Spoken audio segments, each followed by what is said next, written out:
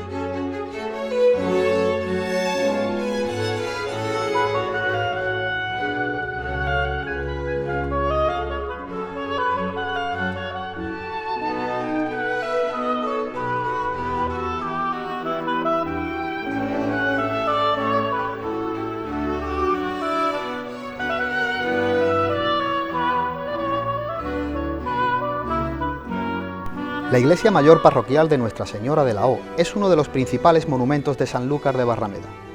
Se trata de un importante testimonio de la historia de la ciudad y de la religiosidad de sus habitantes. Amigos de Café de Levante, amigos de Costa Noroeste Televisión, comenzamos este set de entrevistas desde aquí, desde la parroquia de Nuestra Señora de la O y desde esta exposición permanente de arte sacro. Y vamos a comenzar con alguien realmente importante dentro de la organización de la iglesia y de la organización de la parroquia, como es evidentemente el párroco. Y hablamos con José Manuel Sánchez Romero Martín Arroyo, él es presbítero y doctor en teología. José Manuel, muchísimas gracias y todo un placer de estar aquí, en su casa, nunca mejor dicho. Bueno, encantado de estar con vosotros, que es la casa de todos los saluqueños. De todos los saluqueños. Bueno, José Manuel, actualmente eres párroco de esta iglesia de la O, desde finales del 2017, si no me equivoco, de septiembre del 2017, pero además de presbítero también eres doctor en teología. Me gustaría que nos contaras un poquito cómo ha sido esa formación personal y eclesiástica. Bueno, yo comencé los estudios los estudios teológicos propiamente en el Centro de Estudios de Sevilla, y una vez que estaban en los cursos avanzados, el entonces obispo nuestro, que era don Rafael, tuvo la buena iniciativa de mandar a sacerdotes a formarse con la idea de poder después impartir en nuestros centros propios la formación. Entonces nos dieron a elegir cada uno la especialidad que nos gustaba y yo me decanté por la teología moral.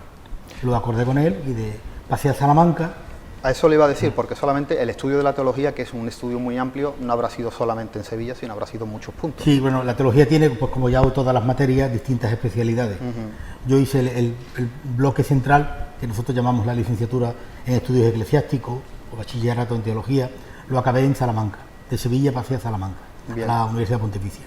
Y después ya la especialidad fui a Roma, al Instituto Superior de Teología Moral, que rigen los padres redentoristas, donde hice la licenciatura, la especialidad y el doctorado después. Imagino que una experiencia bonita, ¿no? Lo de Roma. Bueno, una experiencia única. Inolvidable. Tengo que agradecer siempre a la Iglesia esa oportunidad que me dio pasar por Salamanca, que para mí fue un paso decisivo, para mí fue algo, una experiencia única, y ya después pues, ampliar estudios en Roma, pues, porque te da un conocimiento de la Iglesia universal, conoces compañeros de todas las diócesis, eso es realmente una riqueza, aparte de la titulación y demás, que la experiencia humana y enriquecedora es tremenda. José Manuel, ¿qué personas, autores, tratados, libros han marcado su personalidad como eclesiástico y como intelectual de la materia, por supuesto? Bueno, hombre, detrás de toda persona hay otras muchas, ¿no? Instituciones, amigos, familiares, ¿no? En la cuestión mía sacerdotal, ministerial, yo tuve la dicha, la suerte grande, el gran regalo de Dios de tener un párroco que fue muy impactante para mí. Este hombre ahora murió, descansa en el santuario de Regla, porque él era franciscano, padre Eugenio Gómez Carmona. Para mí era como un padre, una claro. autoridad moral única, para mí fue su presencia, el tiempo que yo conviví con él en mi catequesis, fui un hombre decisivo, ¿no? Qué importante es cuando alguien encuentra una persona que le influye para llevar un camino, sea cual sea la materia. Yo incluso cuando a veces hablo con los frailes de aquí de la comunidad chipiona, los refiero mucho, ¿no? Que han pasado 30 y tantos años de su muerte y sigue siendo para mí una persona relevante, impactante en mi vida y en mi manera de entender el ministerio. Claro. Después, pasados unos años, yo tuve una relación muy estrecha con un sanluqueño, al que quiero enormemente, que es Narciso Climen, recientemente fallecido, ¿no? Si Eugenio era como mi padre, Narciso era como mi hermano mayor, confidente, mi amigo, muy entusiasta con mi trabajo intelectual, claro. Corregía las publicaciones. Narciso lo tengo tan presente por su cercanía, ¿no? Narciso. He pertenecido al movimiento Scout, donde he conocido muchísima gente, quitando esto y la familia, pues claro. Fundamentalmente lo que... José Manuel, entendemos como teología el estudio sobre Dios y todo lo que encarece a su persona. ¿Por qué decide ocupar su vida, su tiempo, en el estudio de su figura y en la teología en sí? Bueno, yo si algo aprendí de este sacerdote que conocí de niño, era la importancia de estar bien cualificado en teología. Los tiempos que vivimos requieren pues que la Iglesia tenga razones para dar explicación de su fe en un mundo muy marcado por el laicismo, por la increencia, por otras confesiones, ¿no? Entonces yo desde pequeño comprendí que formarme era fundamental para ejercer el ministerio. Cuando llegué a Salamanca, aún siendo estudiante, pues tuve la oportunidad de conocer pues las primeras líneas, ¿no? Claro. Profesores que en ese momento eran lo mejor de la teología española, y aquello fue para mí pues una experiencia, un enriquecimiento tremendo. Y de ahí nació pues sobre todo mi preocupación y mi vocación por la formación intelectual. Porque no solamente eres párroco, sino también eres docente en Jerez y en Sevilla, si no me equivoco. Sí, cierto. ¿Cómo ese trabajo que hace aparte de...? Bueno, yo no sé si sabes que yo vine de Salamanca antes de llegar a Sanlúcar. Sí.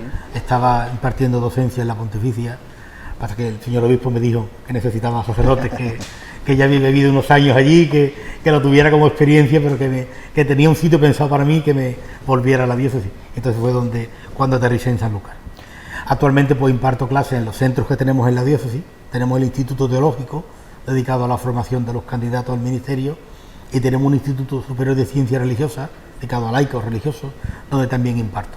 Y este curso presente que ha acabado, pues el Centro de Estudio de Sevilla lo erigieron en facultad.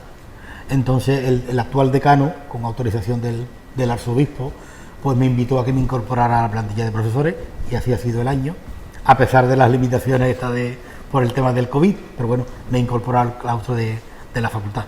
Y José Manuel, dentro del organigrama en sí de la iglesia, de la parroquia, evidentemente hay múltiples funciones que usted lleva: el culto, la administración de los sacramentos, la dirección espiritual, la asistencia a las personas necesitadas, mantenimiento de la administración en sí, del museo, del archivo.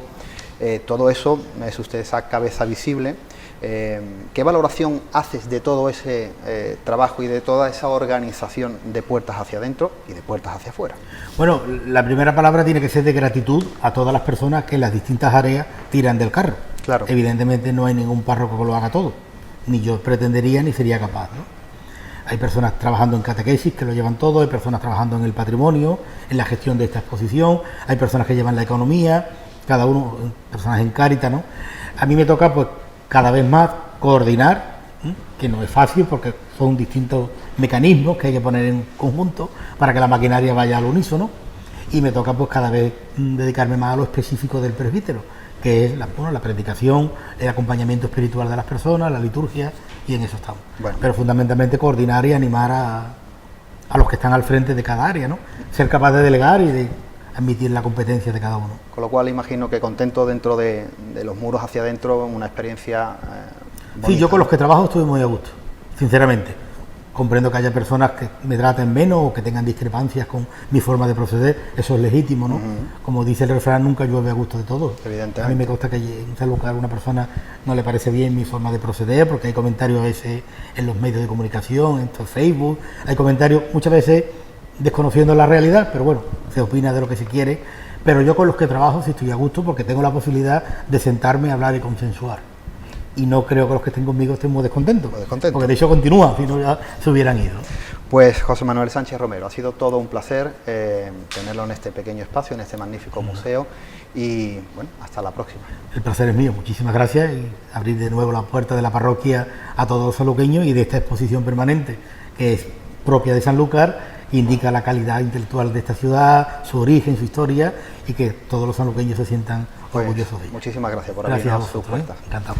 Amigos de Café de Levante, nosotros seguimos hablando de historia, de restauración, de patrimonio, del organigrama eclesiástico de aquí, de la parroquia de la O. Nosotros volvemos en unos minutos con nuevos invitados.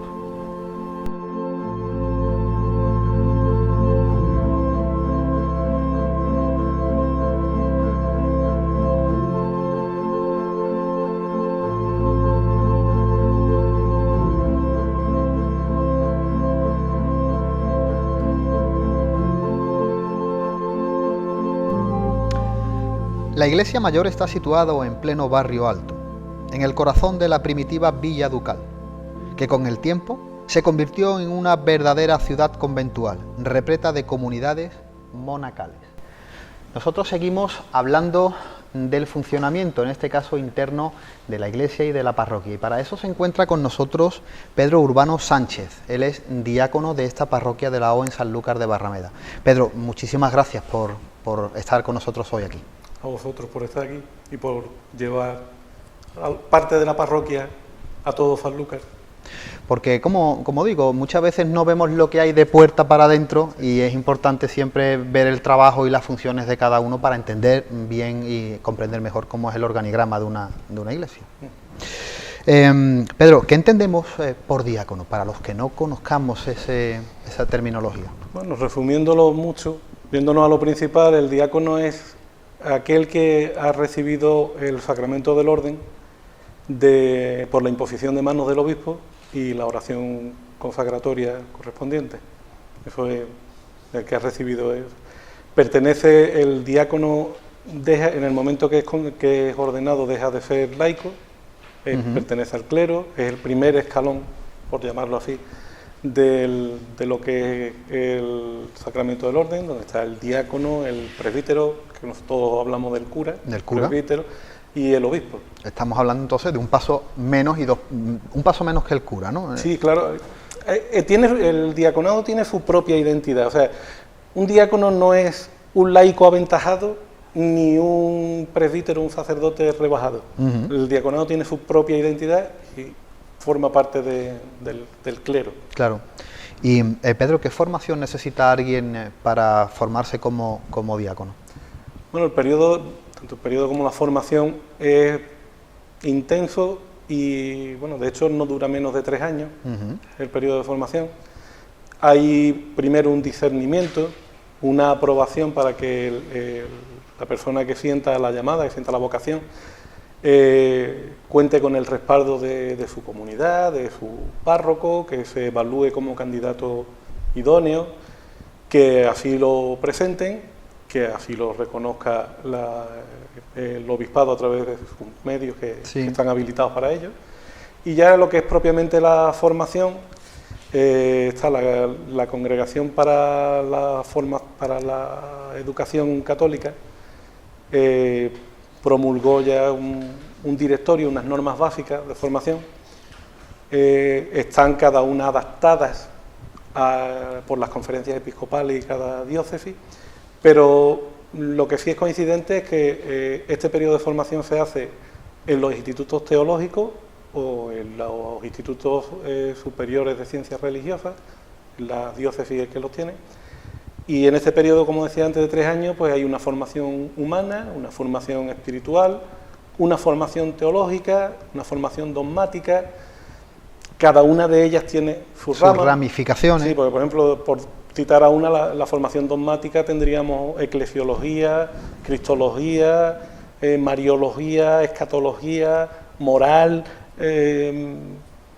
una cantidad de asignaturas, y dentro de cada una, por ejemplo, dentro de la moral, sería la moral personal, la moral social, la doctrina social de la Iglesia. Es un currículum muy extenso. Claro. Y Pedro, a título personal, ¿qué te lleva al estudio del diaconado después de toda esa complejidad que tiene? Bueno, como he dicho antes, todo lo relacionado, ya bien sea el sacerdote, la persona de vida consagrada, hay una vocación, hay una llamada.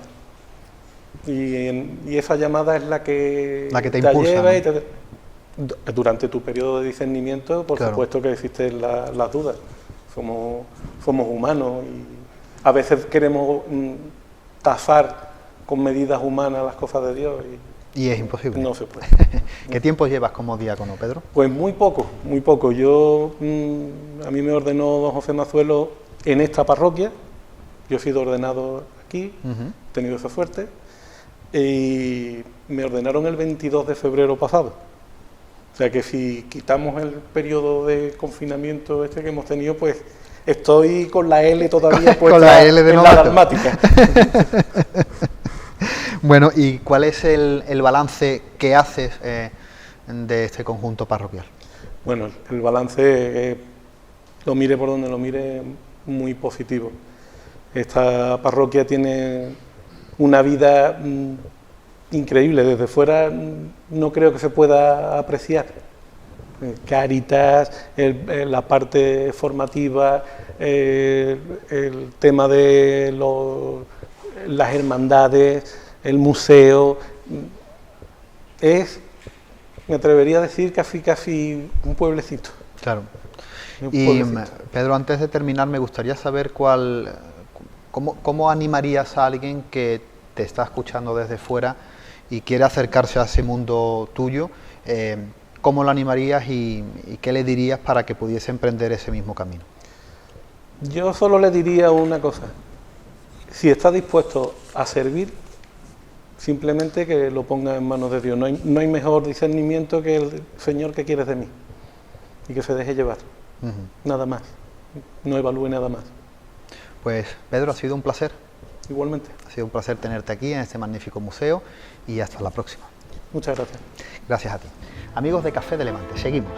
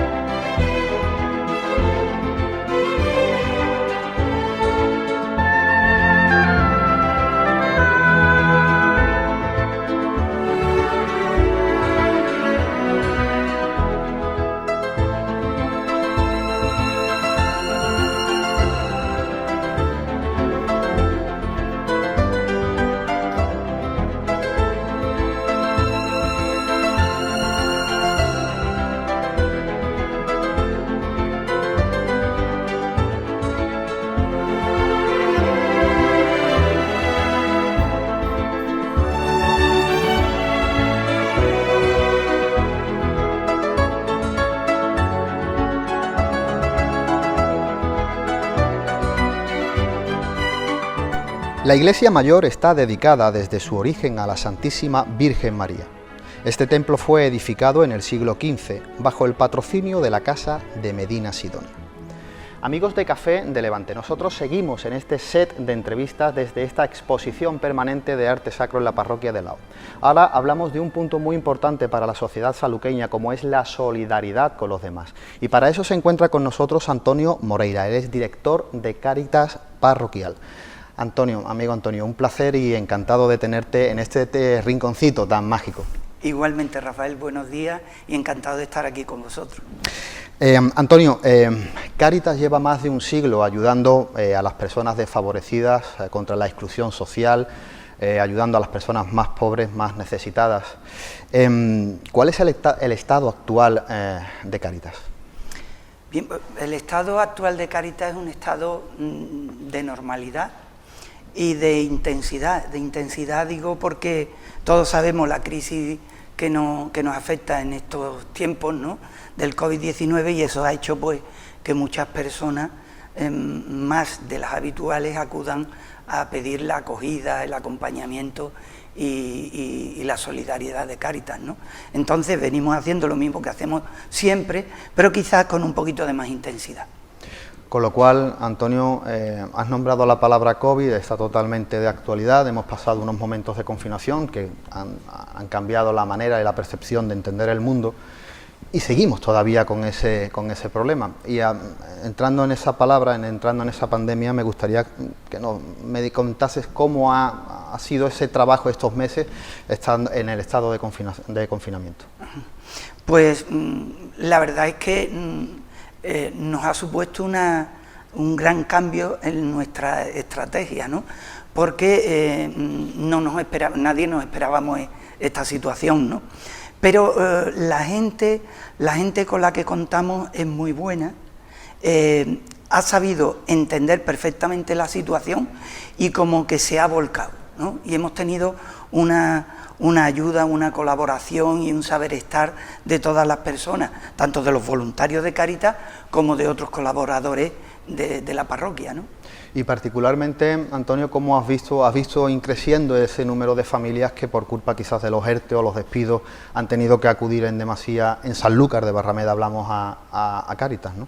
Bueno, hay dos niveles, ¿no? Sí. Cáritas actúa por parroquias y otra cosa es la interparroquial, ¿no? Bien. Aquí en la Cáritas de la parroquia de Nuestra Señora de los Agos, nosotros hemos visto incrementado aproximadamente un 25% la petición de ayuda, ¿no? Y hemos pasado de atender, por ejemplo, creo recordar que antes de la pandemia teníamos 97 familias acogidas, pues hemos pasado a 125. Claro. ¿Y con qué recursos humanos y con qué recursos humanos y con qué condiciones actualmente estáis trabajando? Bueno, aquí en la parroquia actuamos fundamentalmente con voluntarios. Son personas cercanas a la parroquia que ofrecen su tiempo, su saber y su trabajo para gestionar un poco lo que son los medios materiales con lo que cuenta Cáritas, ¿no?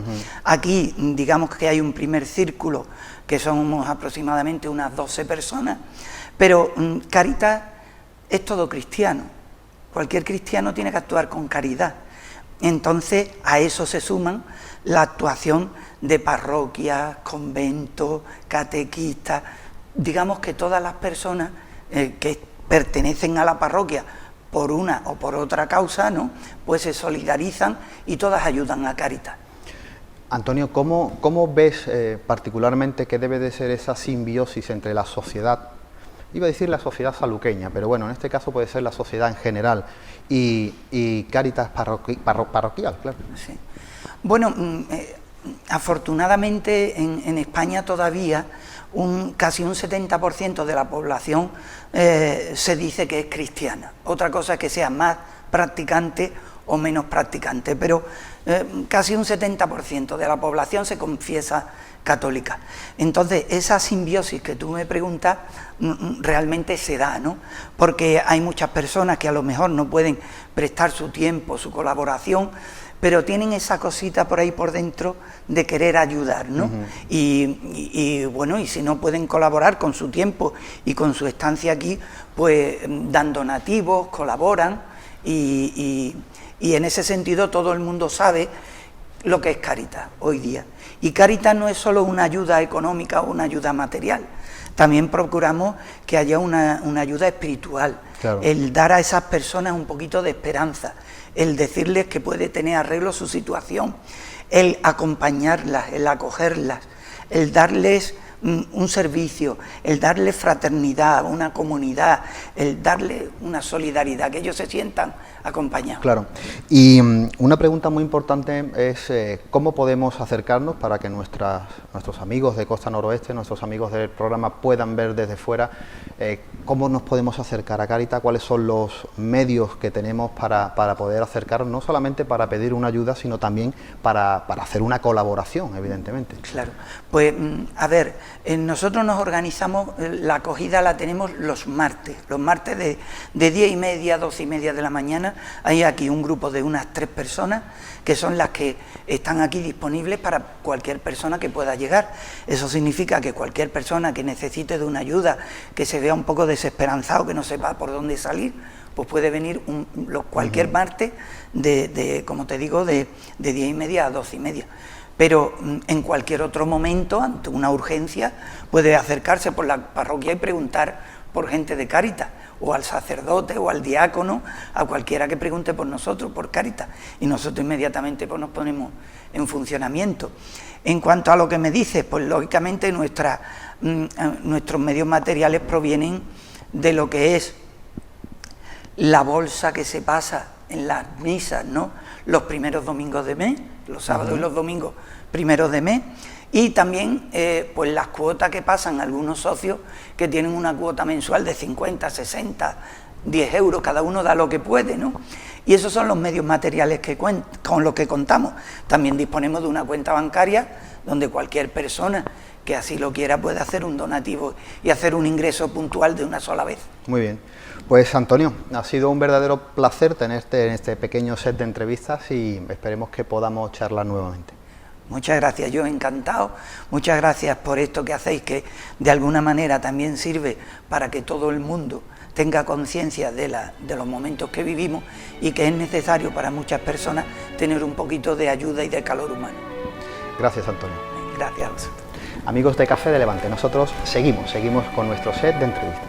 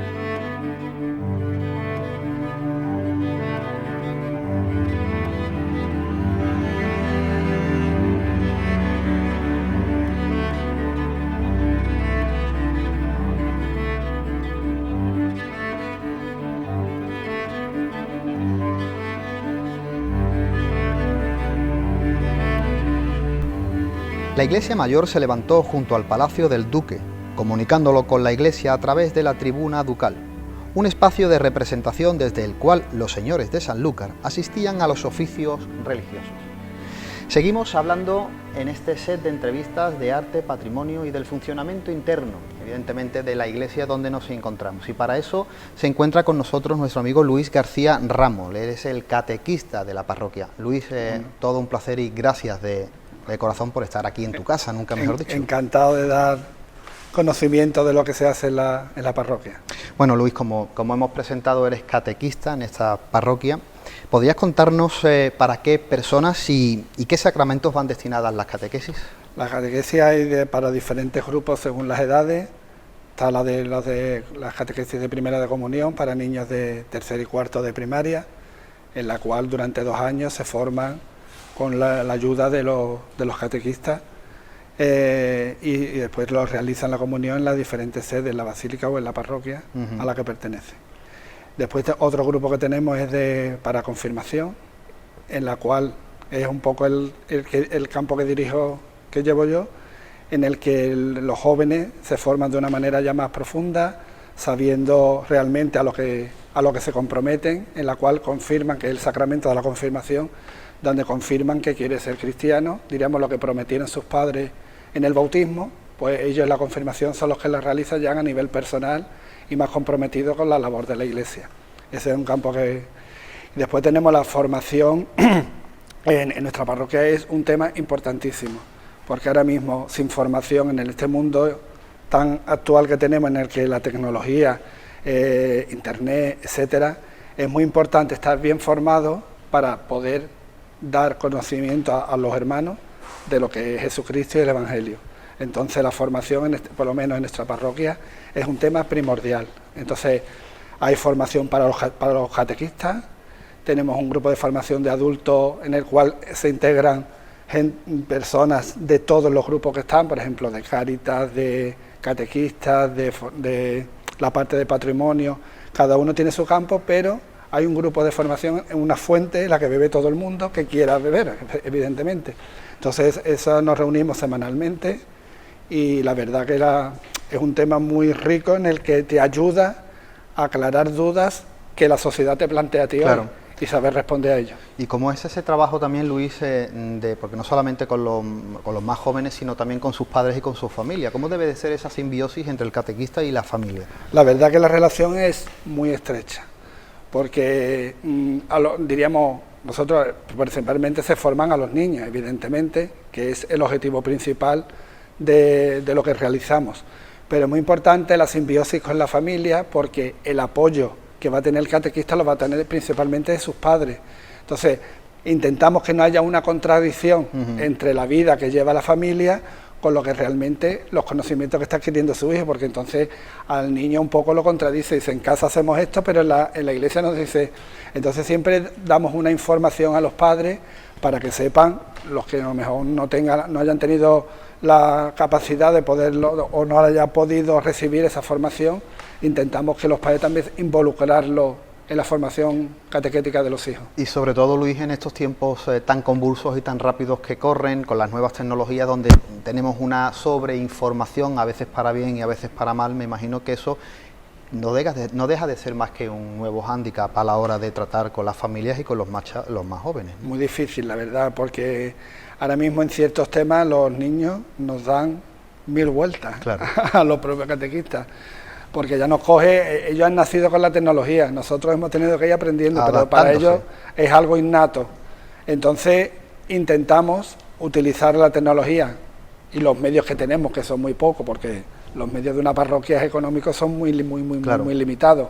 Lo ideal sería que tuviéramos, los niños tuvieran tablets, pudiéramos trabajar sobre las tablets, internet, wifi, eso sería lo ideal, pero por desgracia no es así. Que podría utilizarse, si tuviéramos un medio, pues sería un medio estupendo para utilizar, siempre que sea un buen uso, se haga un buen uso de él. Los medios tecnológicos son fantásticos, internet es fantástico porque te dan mucha información al instante, pero hay que enseñar a esos niños a hacer un buen uso de esa y a saber qué tipo de información es veraz, y saber buscar, y saber, sobre todo, tener una lógica a la hora de leer una noticia y entenderla. ¿Qué necesidades materiales y humanas tenéis los catequistas de la parroquia de la O? Humanas siempre estamos faltos de catequistas. Nosotros siempre estamos abiertos a que voluntarios que quieran compartir la palabra de Dios con los niños, los jóvenes, los adultos, estamos abiertos, los recibimos con los brazos abiertos porque es un tema primordial. En la iglesia, en la catequesis, es un aspecto primordial en el que si no se incentiva al cristiano a comprometerse con esta parte, con esta labor de la iglesia, es que sin formación no puede haber después consecuencias para poder trabajar en Cáritas, para ser una buena persona en la sociedad. Nosotros sí, desde el punto de vista católico y cristiano, ofrecemos a la sociedad una manera de vivir y de existir que va siempre en beneficio de la sociedad. Nosotros nuestra forma de pensar o de manifestarnos no va a perjudicar nunca, siempre va a ser beneficio del prójimo. Luis, ¿qué ha significado para usted dedicarse a... Me hable de usted, por favor. ¿O qué ha significado para ti, a nivel personal, dedicarse al catequismo? A mí siempre, yo desde hace muchos años, siempre me ha encantado, yo soy maestro, entonces la educación siempre me ha encantado, la verdad. Soy maestro de educación especial y para mí los niños y los niños con discapacidad son mi debilidad.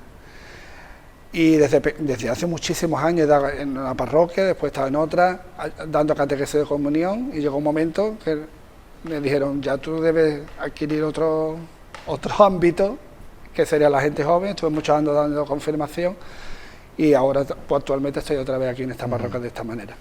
Para mí, a nivel personal, primero me ha enriquecido, porque los niños y los jóvenes, a mí ellos me dan más a mí de lo poquito que yo puedo darle a ellos.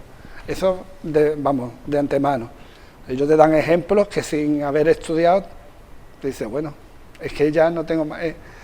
Es ver a Dios, yo veo muchas veces a Dios y a Jesucristo por medio de esos niños, en la manera que se manifiestan, la manera que me dan ejemplo a mí, y después me ha hecho profundizar, primero en el conocimiento de Cristo, porque me tengo que formar, y en valorar los sacramentos, y en valorar la oración, que para el catequista es un aspecto muy importante.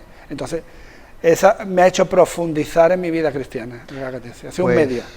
Pues nada, Luis, ha sido un verdadero placer tenerte en este set de entrevistas aquí en este magnífico museo donde nos encontramos y hasta la próxima. Y yo doy las gracias de que se hayan interesado por cómo funciona la parroquia. Muy bien. Vale, muchas gracias. A usted. Amigos de Café de Levante, nosotros seguimos hablando de patrimonio, de historia, de restauración aquí, dentro de la parroquia de Alao y de este magnífico Museo de Arte Sacro. Volvemos en unos minutos.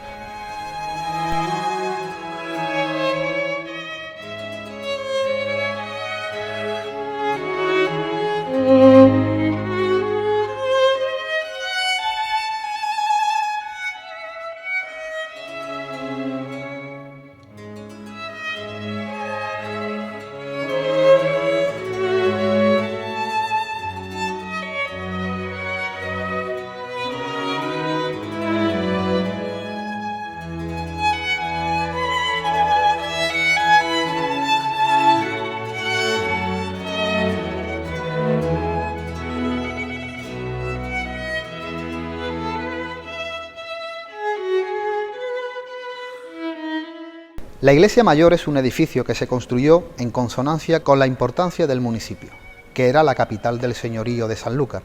Este territorio, que en origen comprendía los lugares de Rota, Chipiona, Sanlúcar y Trebujena, fue concedido a Guzmán el Bueno en 1297, como premio por su heroica defensa de Tarifa. Amigos de Café de Levante, amigos de Costa Noroeste Televisión, seguimos desde este espacio museístico en la parroquia de Alao y nos vamos a bucear ahora en el movimiento intelectual sanluqueño. Y para eso se encuentra con nosotros Popo Romero Tallafigo, él es empresario y presidente de ASEA. Popo Romero, todo un placer y encantado de tenerle aquí. Yo también encantadísimo. Popo, esta parroquia tiene 4 templos. Tiene la iglesia de Alao, la Caridad, San Miguel y San Diego. Dentro de la Caridad, en los años 90, se llevaron a cabo una serie de restauraciones muy importantes donde su figura tomó una parte muy importante. ¿Qué recuerda de aquella época y qué trabajos se realizaron? Pues mira, yo entré de hermano mayor ese año, me preguntaron cuál era mi proyecto y yo, como anteriormente iba yo a la Caridad y veía el montaje yo de lateral parecía un andamio, porque claro, para que el retablo de Vandelvira que no se viera estropeado como estaba, cuando se montaba un culto, pues era a base de madera, colgadura, y yo decía, Dios mío, esto como hay un retablo de Vandelvira tapado, viendo esto. Y entonces yo digo, pues vamos a restaurar los cuadros del retablo. Claro, yo cuando fui a ver a un amigo para comentarle lo de los cuadros del retablo, dijo, mira una cosa, ¿por qué no busca a 12 familias de Sanlúcar? Cada una que pague un cuadro. Y me dijo, yo voy a ser primero. Dijo, yo también. Y así empezamos, buscamos 12 familias. Incluso el don Luis Núñez participó también en otro cuadro. Claro, la falta de conocimiento, pues digo, bueno, pues tenemos ya para los cuadros, vamos a bajar los cuadros. Cuando hicimos el montaje de andamio enorme que se montó y se empezaron a desmontar los cuadros, resulta que los cuadros, los lienzos no eran los más peligrosos, era el retablo el que estaba suelto. Claro, claro. Estaban sueltos los angelotes que había arriba, estaban con unas plancas de jacaé, yo no sé eso cómo no había matado a alguien. Porque realmente es que ahí no había tocado nadie en muchísimo tiempo. Nada, solamente clavos y entonces cosas profesionales, se caía algo y le ponían una palanca y lo que no desaparecía. Claro. Y entonces pues nos entró un capítulo que yo no esperaba, porque claro, dices, bueno, pues ya está solucionado, se retaron los cuadros del retablo, que va, entonces pues no sé qué empuje tienen las personas, será la edad, que digo yo, bueno, pues vamos a seguir para adelante. Y entonces seguí buscando colaboraciones y seguí buscando, que en un año formamos un equipo, que eran los restauradores, que eran don José Luis Marmolejo y María José Gómez Santiago. Después eran dos carpinteros, que eran José Bernard y José Sánchez Muñoz. Y las dos doradoras de Sanlúcar, incluso el platero que hay aquí en Sanlúcar también participó. Mi cosa era que fueran todas las personas que intervinieran, fueran de Sanlúcar. Y así fue. Se empezó por el retablo, se le pusieron sus anclajes, ya se restauró de arriba abajo, empezamos a ir a máquina de pedir, como digo yo. Eso lo hizo verdaderamente el pueblo de Sanlúcar, porque la parte política y la parte no participó en nada, pues la familia, las empresas y algún que otra caja de ahorro, pues llevaron a cabo el proyecto. Llevaron a cabo. Y bueno, le iba a preguntar qué tipo de personas participaron, pero sí, lo ha contestado. Las personas estas eran las personas del equipo. Del equipo. Después aparte pues hubo mucha gente de de Sanlúcar que y muchas empresas, bodegas, como Barbadillo, Argüezo, la Fundación Barrero Pérez, la Caja de Ahorro del Monte, un papel importantísimo, porque cada vez que venía aquí alguien del Monte, lo traía yo de visita a la Caridad y decía, aquellos cuadros de los laterales están fatal. Y me decía, bueno, pásame. A ver qué podemos hacer, ¿no? Y así se fue haciendo pieza a pieza. Conseguimos la primera fase de iluminación cuando inauguraron el retablo y bueno, pues hay que iluminarlo. Entonces hablamos con Endesa, bueno, y nos iluminaron el retablo, que fue impresionante. Y después la segunda fase de iluminación también la conseguimos. Y los retablos laterales, todo. En fin, se hizo todo poco a poco. A mí me parece como un sueño, me parece, porque además ahora mismo es como las cosas que se restauraron, que hace, te das cuenta cuando ves la fotografía antes de la restauración, que estaban algunos cuadros hechos tiras, pero como te digo, tiras. Y ahora que está aquello que era qué satisfacción personal, lo mío enorme, y de mis amigos de aquí de Sanlúcar es conservar el patrimonio y que a mis nietos, a mis bisnietos no le digan, mira, aquí había un castillo, aquí había un cuadro pero ha desaparecido, ¿no? En estas cosas que conservamos en Sanlúcar, por tenerlas siguiendo, conservando, para no tener que decir el día de mañana, pues esto desapareció. Sino ya que tenemos un patrimonio tan rico, pues lo mantengamos. Le digo que hay un movimiento cultural muy importante dentro de Sanlúcar, hay un movimiento donde se publica revistas literarias, muchos libros. Pero muy peculiar ese movimiento, muy peculiar porque vuelvo a lo mismo que el retablo, lo hace la gente de Sanlúcar, porque la cosa oficial son puntaditas.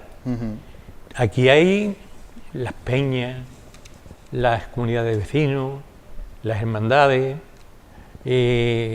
diremos hasta la Leti, vamos, todo el mundo hacen sus cosas, pero ellos son los que van detrás. La persona que lleva eso es la que... Sí, que no recibe ninguna ayuda. Ni... No, salvo cosas... Es que Sanlúcar es así, eso es curioso, ¿eh? Y lo de cosas que tiene Sanlúcar.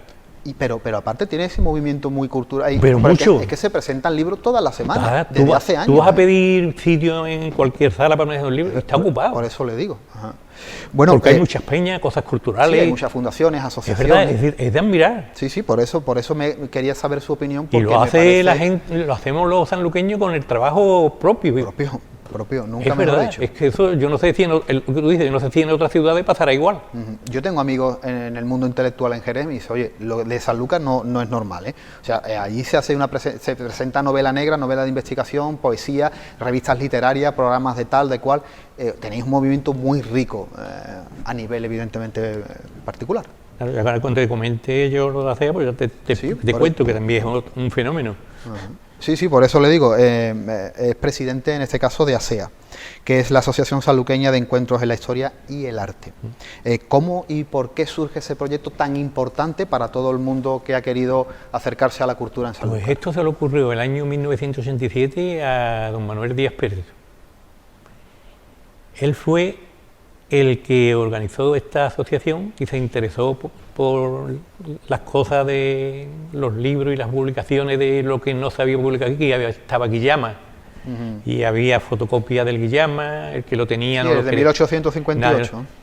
Entonces, de ahí vino la cosa de buscar en el archivo y además para que llegara a todas las... El lema de ASEA es que llegara a todos los colegios, a todas las bibliotecas, a todas las... Y de hecho así se ha conseguido. ¿Y qué salud guarda actualmente ASEA? Salud, la mía y ahora mismo y de mis amigos. Mientras tengamos salud, pues, seguiremos adelante. No tenemos, es que ASEA es una entidad que no tiene gasto. El trabajo lo hacemos nosotros. Claro. No hay secretario, ni secretaria, ni sede. Solamente lo que cuando se vendía un libro, el libro, lo que se iba de la venta se iba incorporando a otro. Claro, con otra pequeña subvención que se pedía por ahí para que nos han ayudado muchísima gente. Están publicados unos 40 libros. Sí, lo sé. Sé que tenéis una bibliografía extensa y muy interesante. Y te digo, hay cosas muy importantes como fue lo de Velázquez Gastelu, que era una cosa que estaba en el Palacio Real de Madrid. Y a este hombre hizo los manuscritos, pues nadie se los publicó. Claro. Iban los escritores en aquellos tiempos, fíjate, los medios que había, al Palacio Real, cogían unos apuntes y resulta Gastelu no se había publicado y todo el mundo bebía de Gastelu. Exactamente, totalmente de acuerdo. Así ha sido. Así ha sido. Y entonces nosotros, publicar lo de Gastelu, fue algo... Eso, una emoción. Y aparte, ¿cómo lo ves tú ya? Que ahí hasta en el Congreso de los Estados Unidos, en la biblioteca, hay un ejemplar. Están los ejemplares, de verdad que los americanos llegan a todos sitios. Claro. Que no es que nosotros se lo hayamos mandado. La cultura es universal. Y los libros es un bien inmaterial, durará para toda la vida. Y después todos los sanluqueños que han intervenido, claro, como María del Carmen Rodríguez Duarte, claro, Manuel Toribio, Narciso Climen con la historia de Sanlúcar, 10 tomos, que es una maravilla. Qué trabajazo. Además es una historia, es como una enciclopedia, porque ahí habla de todas las épocas y va desde lo que era la vida de la iglesia, la vida de las personas, el flamenco, la vida social, que es que la historia social, así lo dice hoy, para que fuera así diferente. Pues Popo, ha sido un verdadero placer tenerlo aquí unos minutos y encantado. Muy bien. Gracias. Amigos de Café de Levante, nosotros seguimos con nuevos invitados desde el Museo de la Parroquia de la O.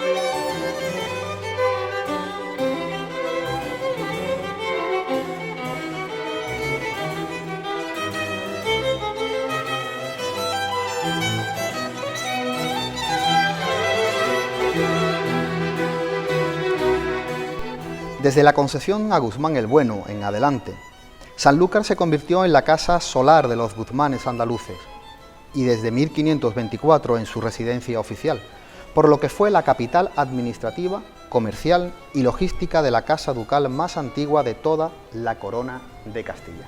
Amigos de Café de Levante, nosotros seguimos hablando de temas diversos desde la parroquia de la O, desde este Museo de Arte Sacro, en donde nos encontramos. Y ahora vamos a hablar con un amigo especial que es Francisco de Paula Román Pérez. Él es maestro organero y organista. Amigo Paco, muchísimas gracias por acercarte a este museo para hablar un poquito de restauración y de patrimonio. Ya estuviste con nosotros en Café de Levante hace aproximadamente unos 5 años. 5 años en el 2015 creo que fue. 2015, fue un verdadero placer.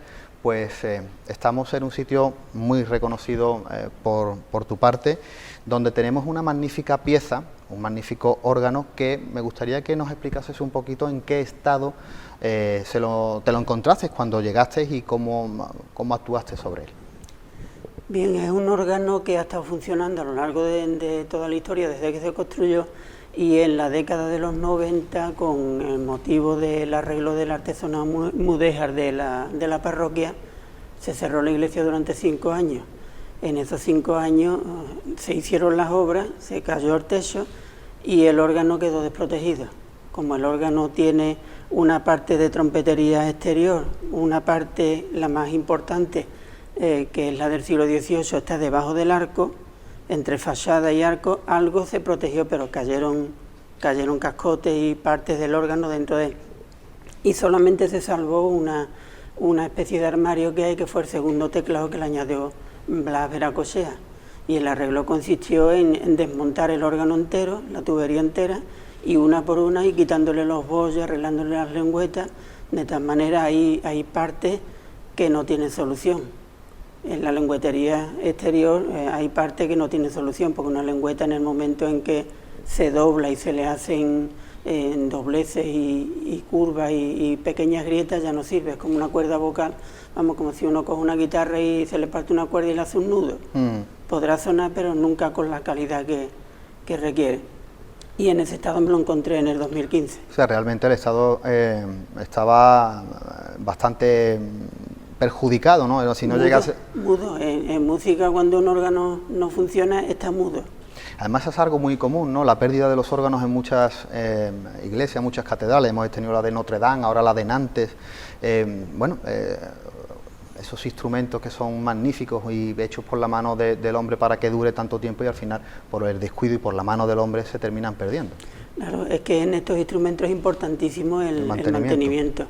Son instrumentos que tienen pequeñas averías que se solucionan, vamos, estupendamente y magníficamente en menos de un minuto, pero que todas juntas llega un momento que pasa como las enfermedades, cuando uno se deja venir con los síntomas y no va al médico, y cuando va al médico es cuando ya tiene la enfermedad que no tiene solución. Y aquí ocurrió lo mismo. Bueno, Paco, ¿y cómo es el trabajo de restauración de un órgano tan grande y tan antiguo y con tantas piezas que a última hora tienes que reconstruir todo de nuevo, ¿no? Pues es una labor de artesanía completamente pura, porque hay que hacer todo, pero además actualmente tenemos un hándicap, sí, que consiste en que si hay una pieza histórica que tiene un importantísimo valor, yo no soy experto en bellas artes, yo no puedo meterle mano a restaurar una pieza. Yo me limito a coger la pieza, ponerla en funcionamiento, añadiéndole lo que le falta y corrigiendo lo que se puede corregir de lo que tiene, pero nunca cortando, modificando, claro, diseñando de nuevo, de tal manera que si en algún momento hay algún problema, se quita lo que yo he puesto y se queda el instrumento tal como estaba antiguamente. Porque aparte, Paco, me imagino que habrá que utilizar una serie de elementos de restauración que sea lo más acorde y lo más parecido a lo que se hizo en su momento. Claro, ahí hay elementos que se pueden, por ejemplo, obviar, ¿no? Si hay un clavo de forja, no lo va uno a hacer otra vez en su casa para ponerlo el mismo. Se utiliza tornillería y puntillas, sobre todo porque muchísimos de estos órganos han estado tocados ya anteriormente en este siglo y ya tienen muchas cosas nuevas. pero todo lo que hay que fabricarlo. O sea, que no puede uno ir a la ferretería y decir, mira, dame un tubo o dame chapa de este. Claro. La chapa hay que fabricarla, El tubo trabajo. hay que hacerlo, la madera hay que tallarla a mano, hay que prepararla a mano, no hay unas medidas que no son las propias de las que se venden en el mercado. Y en fin, que es una labor de artesanía, pero completamente pura. Bueno, además de maestro organero, eres organista y tocas aquí en la parroquia de Lao. Cuéntanos un poquito cómo es esa colaboración con la parroquia.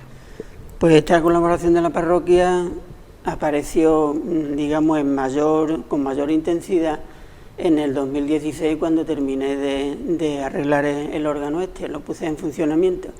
Y entonces no se puede poner un órgano en funcionamiento para que después se quede otra vez como antes, ahí luciendo fachada solo sin que lo toque nadie. Claro. Me encantaría que lo tocara más gente, pero como no viene nadie en la liturgia, pues vengo aquí los domingos a las 12. Pero es que antes vengo de San Diego, que también lo restauré, toca allí a las 11 y a la 1 me voy a Capuchino, que es mi iglesia de referencia, de la que yo llevo hace ya 15 o 16 años tocando allí todos los domingos. O sea que hago el periplo ese, pero el paso intermedio es la parroquia de Lao. Bueno, estamos en este Museo de Arte Sacro que se ha inaugurado hace unos meses. ¿Qué te ha parecido esta iniciativa cultural, Paco? Pues yo la aplaudí en su momento, me parece una maravillosa idea, ya que esta iglesia tiene un patrimonio que es inmenso, precioso, y que no se podía dar a conocer a la gente porque no se conocía, estaba guardado. Claro. Y lo que está guardado ni se valora ni se sabe lo que tiene. De esta manera aquí puede venir todo, sanluqueños, gente de todas partes, y ver cuál es la riqueza de esta... Si todas las iglesias hicieran más o menos lo mismo, ese patrimonio estaría mucho más a la exposición pública y al conocimiento de la gente. Amigo Paco, ha sido un verdadero placer tenerte en este pequeño set de entrevistas y hasta la próxima. Encantado. Amigos de Costa Noroeste Televisión, nosotros seguimos hablando de historia, de arte, de patrimonio y de este Museo de Arte Sacro aquí en la parroquia de Lao.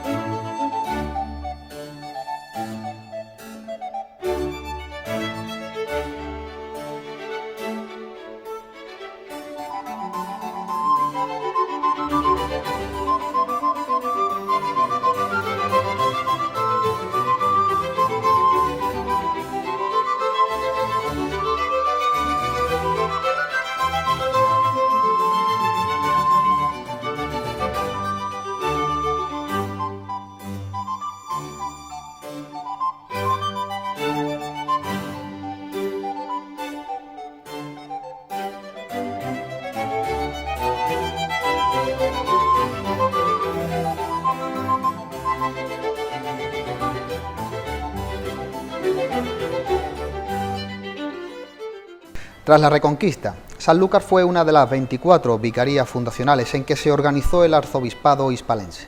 No obstante, Sanlúcar dejó de formar parte del Reino de Sevilla en 1833 y se integró en la recién creada provincia de Cádiz. Del mismo modo, desde 1980 pertenece a la diócesis de Asidonia-Jerez, creada ese mismo año.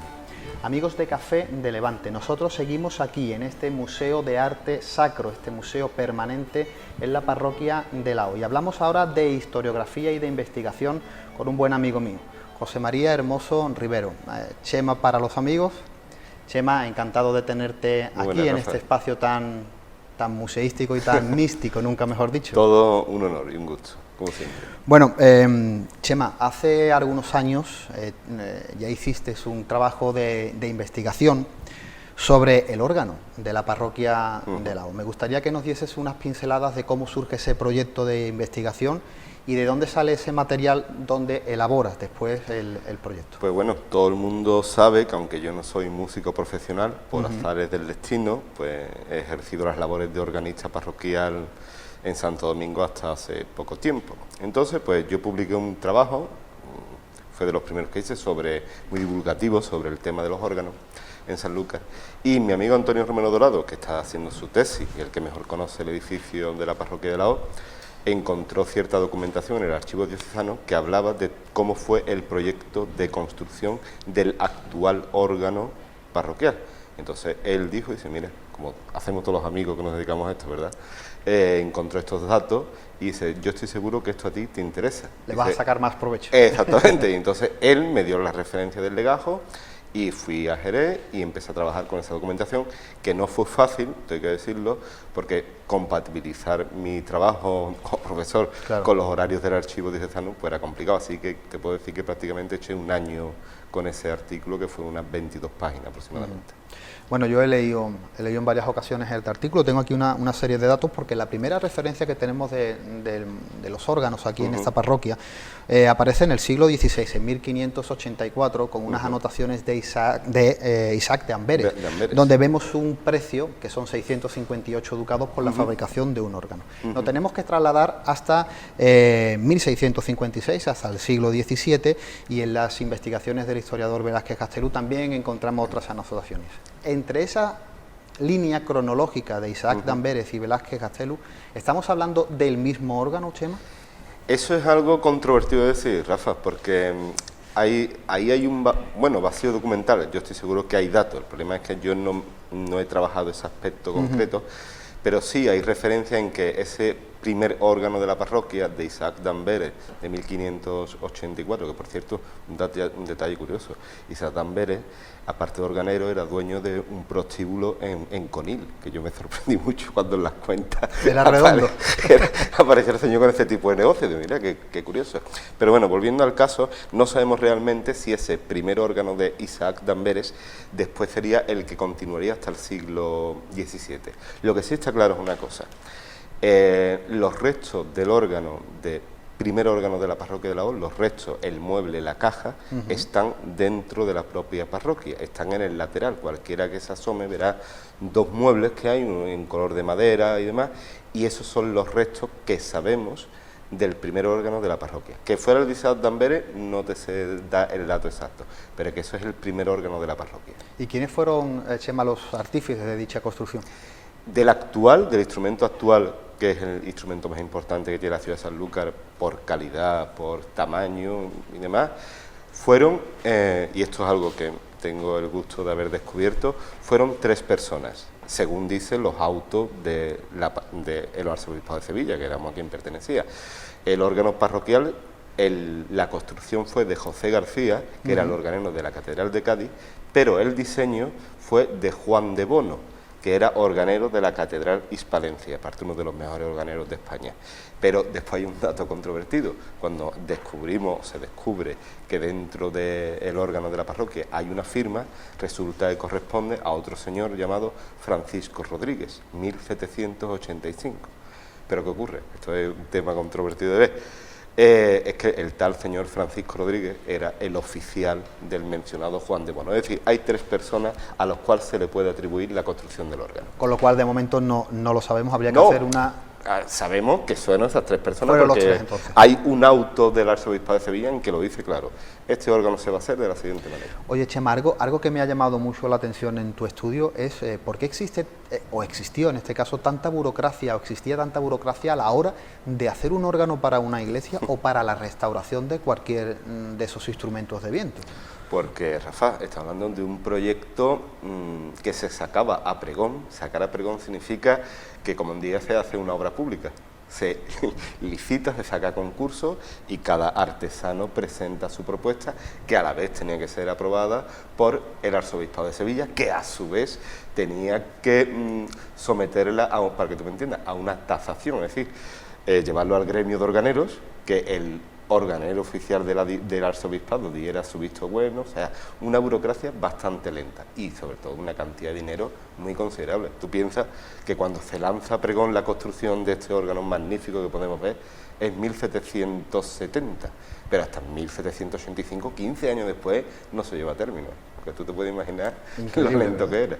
Bueno, el mundo del órgano, donde tú tocas también el órgano, donde aparte has hecho los trabajos de investigación, qué importante es el cuidado de ese patrimonio para bueno, ponerlo en valor y que nuestros...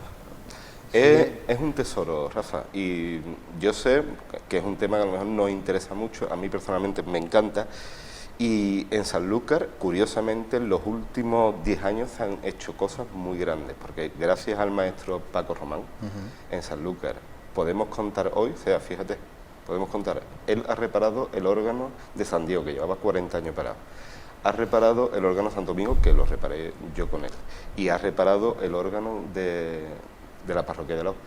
Y si no fuera nada más y nada menos. Nada más y nada menos.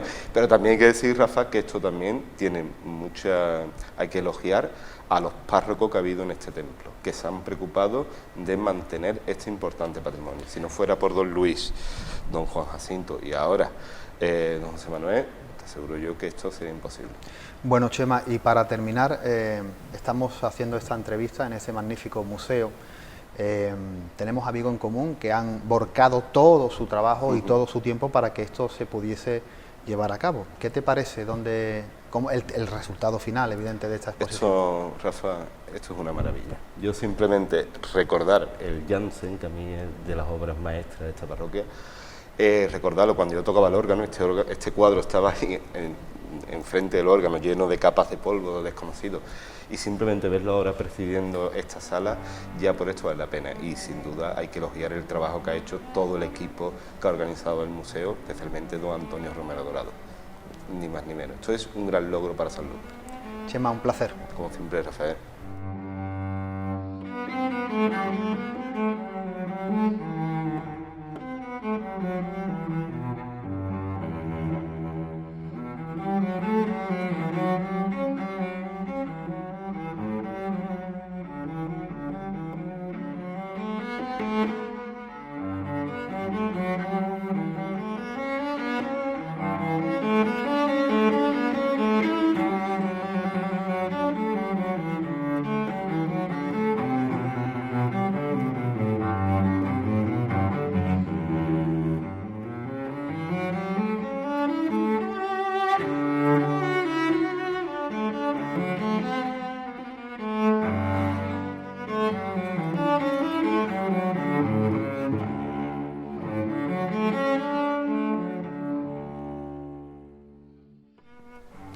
Amigos de Café de Levante, amigos de Costa Noroeste Televisión, nosotros dejamos aquí este primer especial desde la parroquia de Nuestra Señora de la O y desde este magnífico espacio museístico, desde esta exposición permanente de arte sacro. Volvemos para la semana siguiente con la segunda parte de este especial.